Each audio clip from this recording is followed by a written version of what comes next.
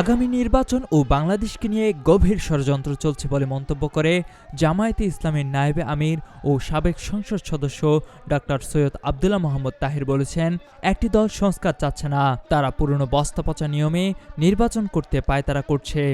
অন্তর্বর্তী সরকার ওই দলের ফাঁদে পা দিয়েছে। সরকার জনগণের সাথে প্রতারণা করছে এবং বিশ্বাসঘাতকতা করছে। তিনি 14 নভেম্বর শুক্রবার চৌদ্দগ্রামের শ্রীপুর ইউনিয়নে জামায়াতের নির্বাচনী জনসভায় প্রধান অতিথির বক্তব্যে এসব কথা বলেন। আপনারা জানেন, আমরা গণভোটের দাবি করেছি সংবিধান কিছু সংস্কারের জন্য। একটি দল সংস্কার চায় না, আগের পুরানো কায়দায় দেশ চালাতে চায়। আমরা বলেছি সংস্কার যদি না হয় তাহলে শহীদের রক্তের সাথে বেইমানি করা হবে।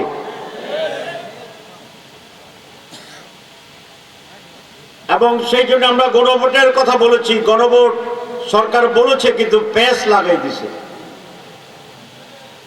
সেটা হচ্ছে গণভোট এবং জাতীয় নির্বাচন একসাথে হবে, তারা বলেছে।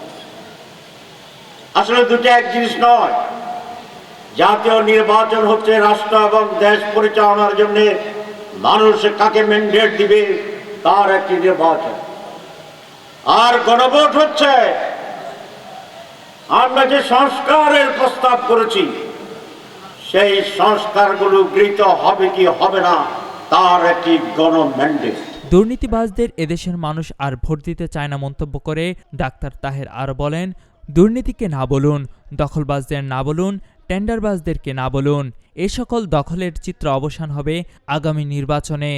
চৌমোহনী বাজার মুজিবুল হক উচ্চ বিদ্যালয় মাঠে আয়োজিত এই জনসভায় প্রধান বক্তা ছিলেন জামায়াতের সহকারী সেক্রেটারি জেনারেল মাওলানা আব্দুল হালিম, কুমিল্লা দক্ষিণ জেলা জামায়াতের আমির অ্যাডভোকেট মোহাম্মদ শাহজাহান, মুনা কনভেনশন সেন্টারের ন্যাশনাল প্রেসিডেন্ট মাওলানা দেলোয়ার হোসাইন, শ্রীপুর ইউনিয়ন জামায়াতের আমির মাওলানা আব্দুল হাকিমের সভাপতিত্বে এবং জামাত নেতা মনির হোসাইন ও রবিউল হোসেন মিলনের যৌথ পরিচালনায় আরও বক্তব্য রাখেন ঢাকা মহানগরী জামাত নেতা ভিপি শাহাবুদ্দিন, চৌদ্দগ্রাম উপজেলা আমির মাহফুজুর রহমান, সেক্রেটারি বেলাল হোসাইন, চৌদ্দগ্রাম পৌর আমির মাওলানা মোহাম্মদ ইব্রাহিম, ইসলামী আন্দোলন বাংলাদেশ চৌদ্দগ্রাম উপজেলা আমির মাওলানা আব্দুল আল নোমান সহ বিভিন্ন পর্যায়ের নেতৃবৃন্দ। কুমিল্লার কাগজ, নিউজ ডেস্ক।